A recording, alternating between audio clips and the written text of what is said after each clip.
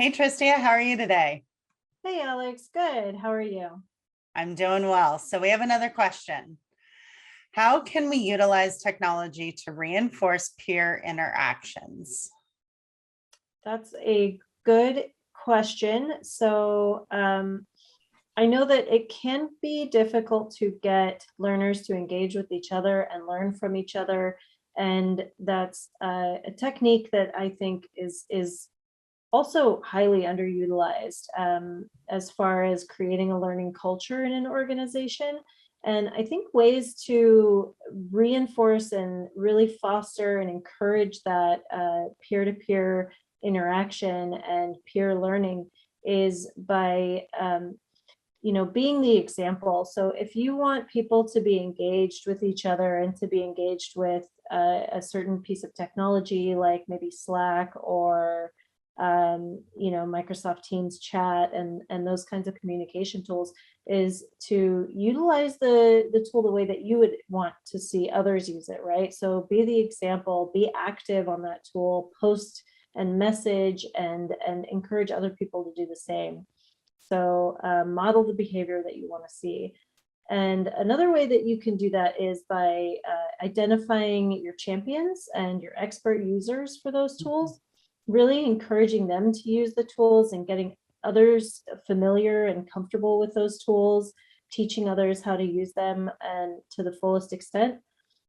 And talk openly and often about the benefits of those collaborative tools and communication tactics. So um, I think also by giving examples of how you've used the tool in ways that have made your life or your work or your process easier, helps other people see the benefit and understand how they might be able to use, those communication tools and learning tools to their benefit. So that might be, um, tools within your LMS. Sometimes there's like, competition tools or leaderboard tools that you can use to foster some of that peer-to-peer learning. Sometimes message boards or chat boards. Again, I mentioned earlier Slack or Discord or Microsoft Teams. Those are all ways that you can really help encourage peer-to-peer learning in your organization.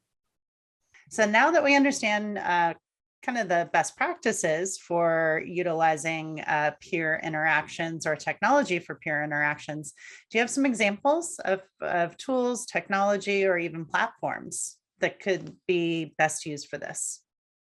So I talked a little bit about how you could use your existing LMS or other tools to increase peer interaction and engagement, but you can also use your existing meeting applications like Zoom or Teams or Google Meet with breakout room capabilities. So maybe have one room focused on watching a video together, while in another room, the instructor is working on an activity or reinforcing a concept, and then swap and afterwards have a discussion to have people talk about and compare their experiences.